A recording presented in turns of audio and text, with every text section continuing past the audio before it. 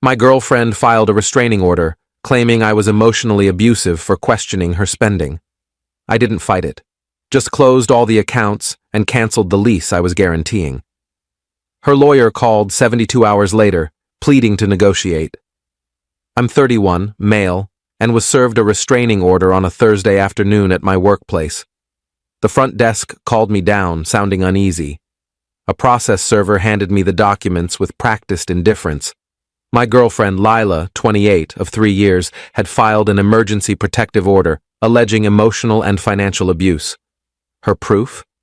Text messages where I asked why she spent $1,800 at a high-end store after claiming she was broke, and an email where I suggested we set a budget. I read it in the lobby. Her claim was that my text, "Hey, didn't you say you couldn't cover your car payment?" after spotting her with new designer boots, was controlling and emotionally manipulative. Her statement was wild. He tracks every purchase I make and grills me about money relentlessly, creating a toxic environment where I fear his reactions. Reality check. She had 4 credit cards in her name that I was paying off. Her apartment lease listed me as guarantor because her credit was terrible. Her car insurance was under my policy. I'd been covering her temporary expenses for 2 years, but apparently asking one question about her spending was abuse. The order demanded I stay 100 yards away, with no direct or indirect contact, effective immediately. I didn't argue, call, or text.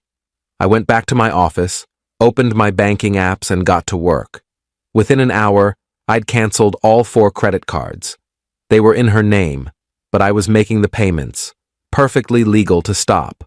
I removed her as an authorized driver from my insurance. Contacted her apartment complex to withdraw as lease guarantor, 30 days notice required. Stopped the automatic transfers I'd set up for her expenses. Changed my Netflix, Hulu, Amazon Prime, and Paramount Plus passwords. Removed her phone from my family plan, effective next billing cycle. The apartment situation was notable. I wasn't a tenant, just the guarantor. The property manager, Carla, was surprisingly cooperative. If you're stepping down as guarantor, she'll need to qualify independently or find a new guarantor within 30 days. What if she can't? She'll need to move out or face eviction. Perfect. I documented everything, saving confirmations to my personal email. Then I returned to work. Had a client meeting at 3 p.m., crushed it. That evening my phone was silent, unnervingly silent. The restraining order worked both ways. She couldn't contact me either. Update 1. Saturday morning, 8 a.m., my phone rings. Unknown number. It's a lawyer, Daniel Kessler. Mr.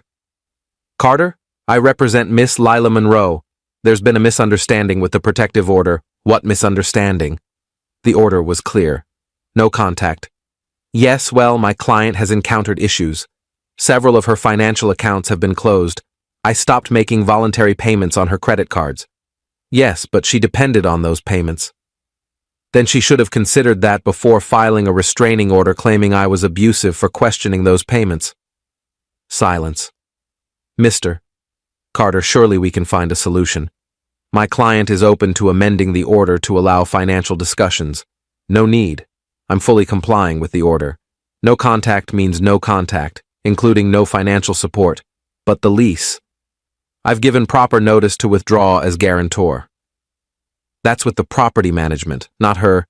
This is retaliatory. This is compliance. She said my financial involvement was abusive. I'm removing myself from the abusive situation. Isn't that what she wanted? He mumbled about bad faith and financial abuse. Daniel, she filed a legal document calling me abusive. I'm honoring her wishes by staying away entirely. Enjoy your weekend, I hung up. 20 minutes later, texts poured in from her friends. I didn't read them, just screenshot them. Violating a restraining order cuts both ways. They were contacting me on her behalf. Update 2. Monday morning brought chaos. First, an email from Daniel.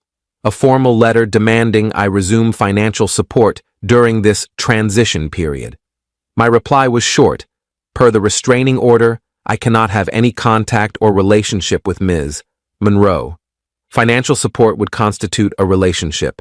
Please advise your client I'm fully complying with the court order. Then came the social media storm, not the typical kind. Lila's best friend Mia posted on Instagram, "When toxic men use money to control women after being called out for abuse, part financial abuse, part narcissistic manipulation." But Mia slipped up. She shared screenshots of Lila's texts to her. "He canceled everything. I can't even watch Hulu. I told you the restraining order would make him notice, but now he won't pay my cards. The lawyer says he's not legally obligated, so he can just stop." This backfired hard. Someone sent me the screenshots. I forwarded them to my lawyer, hired Saturday afternoon. The real fun came Tuesday evening. Carla from the apartment complex called. "Mr. Carter, I'm required to inform you that Miss Monroe hasn't provided alternative qualifications or a new guarantor. She has 23 days left. Please confirm my guarantee ends as scheduled." "It will, but she came in today with her mother." There was an incident. "Oh?" "Her mother, Mrs. Monroe, tried to forge your signature on a guarantee renewal form." I sat up. "Excuse me?" "We have cameras and your signature on file. It was clearly forged. We've referred it to our legal team and local police. Wow." Update 3. Lila's mother, Diane, tried contacting me via LinkedIn, professional platform not covered by the restraining order, apparently. Her message, "James, this is absurd. You and Lila had a minor disagreement and now you're ruining her life. Step up and fix this." I didn't reply, just screenshot it. My lawyer, Robert, different from any past stories, was thrilled. She filed a baseless restraining order. Her own texts prove it. Her mother attempted forgery. They're harassing you through third parties. We could counter-sue. Let's hold off. I want to see where this goes. Wednesday brought more escalation. Lila's car was repossessed. Not my doing. She hadn't made a payment in 4 months. She'd been using my money for car payments on other purchases. Without my transfers, she couldn't even make a partial payment to halt the repossession. Mia posted about it. Now he's taking her car. This is abuse. A commenter pointed out, if he's taking her car, doesn't that mean he was paying for it? How is stopping payment on someone else's car abuse? Mia deleted the post. Thursday, Lila's credit cards started declining. She'd maxed them out in 3 days of panic shopping, assuming I'd cave and pay them off like always. Daniel called again. "Mr. Carter, my client is willing to drop the restraining order." "I don't consent to that." "What?" "The order protects her, right?" "I don't want her to feel unsafe. It should stay in place." "But you could agree to mutual dissolution." "Nah, I'm good. I've adjusted to comply with the order. No need to change now. She'll be evicted." "That's unfortunate, but I can't be involved in her housing." That would violate the order he hung up on me. Update 4. The forgery charge became official. Diane Monroe was arrested at her Pilates class. Per the police report, public record, she'd tried forging my signature on multiple documents, not just the lease guarantee. She also attempted to add herself to my car insurance as Lila's guardian, Lila's 28, and tried opening a credit card in my name. That last one upgraded the charges to identity theft. Lila claimed she knew nothing of her mother's actions, but subpoenaed texts showed otherwise. "Mom, just sign it. He won't notice. His signature's simple. I've seen it tons of times. If you do the insurance, I can get my car back." Daniel withdrew as her lawyer. Being linked to identity theft discussions crossed an ethical line. Her new lawyer, some sketchy guy named Tom, sent a demand letter for emergency support, citing dire circumstances.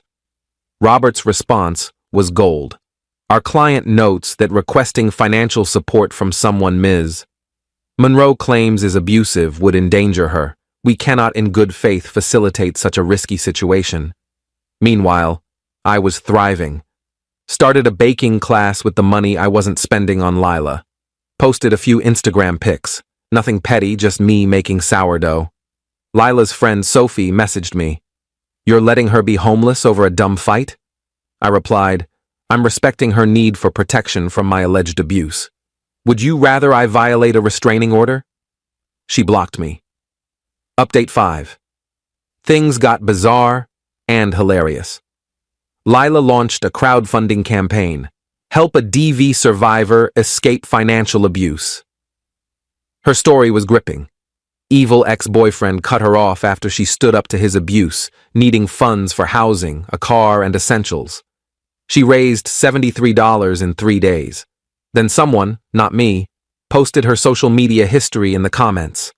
Designer purses, lavish dinners, spa weekends, all from the past year with captions like, "Grateful for a man who treats me right," and "When he surprises you with Gucci." The campaign was shut down for fraud. The best part? Her dad, Richard Monroe, divorced from Diane for a decade, contacted me. "James, it's Richard, Lila's father.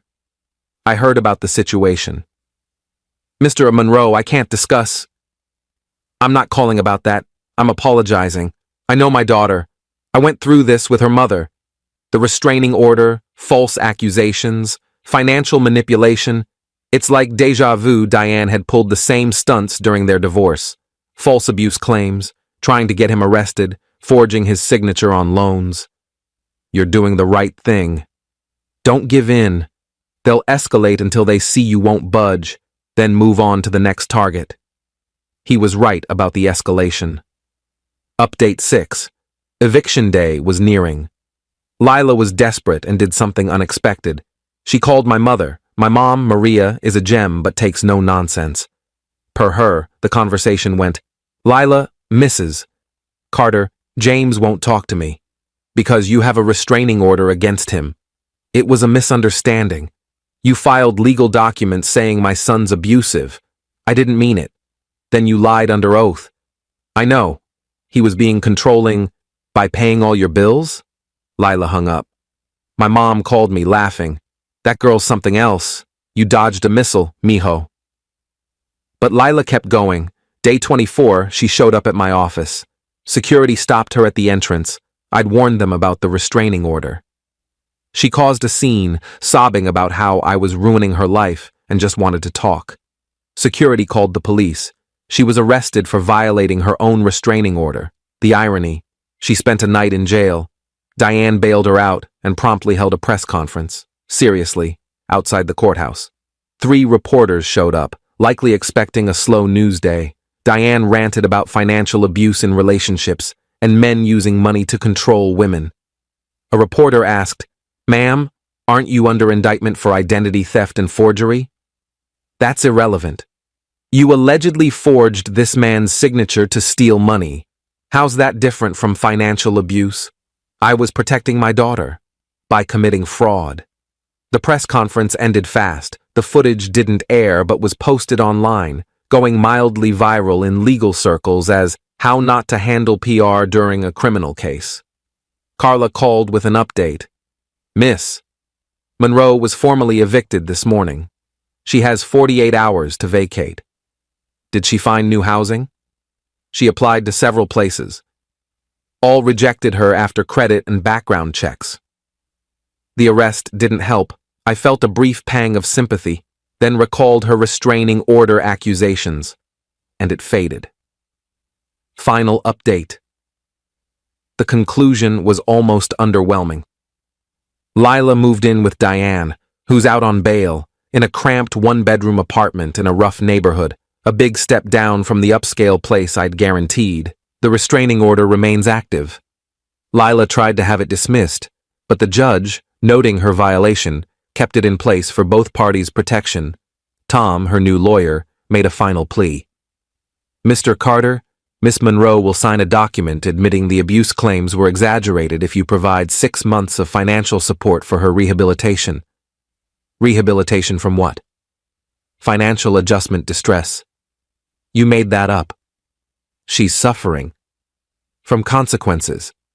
This is cruel. This is accountability."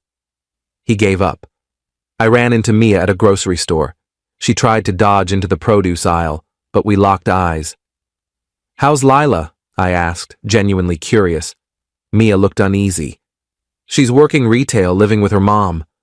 Good for her. She really cared about you. She got scared when you questioned her spending, scared enough to file false abuse claims? That was Diane's idea. She said it'd make you see how serious Lila was about needing space. Space for my questions, not my money. Mia cringed. Yeah, it sounds bad when you say it like that. How else would you say it? She had no answer. Later, I heard through mutual friends that Diane pleaded guilty to forgery, getting probation and community service. Lila's credit score tanked to 420. She's working at a retail store, living with Diane, and dating a new guy. She's already asking for financial help. The restraining order lasts another 9 months. Richard contacted me again. Heard you stood firm. Good job. She's already on to the next guy, Greg or something. Poor guy doesn't know what's coming. As for me, I took the $3,500 a month I was spending on Lila and boosted my retirement savings, started a solid investment portfolio, took that baking class, bought a high-end coffee maker, still had cash left. The restraining order is my favorite ironic keepsake. She filed it to manipulate me into compliance, but it gave me the perfect reason to cut her off entirely. No guilt, no arguments, no slow fade. Just an instant, court-ordered break. Her own tactic became my liberation. To anyone in a similar spot, when someone reveals their true self, especially through legal documents, believe them. Don't try to shield them from consequences. Don't feel bad for protecting yourself. If someone threatens a restraining order to control you, call their bluff. Comply fully, completely, totally. They want distance? Give them the whole galaxy. Sometimes the best way to counter manipulation isn't fighting. It's enthusiastic compliance that exposes their real motives. Lila wanted me gone, but my money to stay. The restraining order made that legally impossible. She outplayed herself with paperwork. Cool, cool. P.S. To the 3 people who messaged saying I was abusive for cutting her off, she filed legal documents claiming my financial support was abuse. I agreed and stopped it. If that's abuse, I'm confused about what she wanted. P.S. Yes, it's all legal. No, stopping voluntary payments isn't against the law. No, refusing to be someone's bank isn't abuse. Deal with it.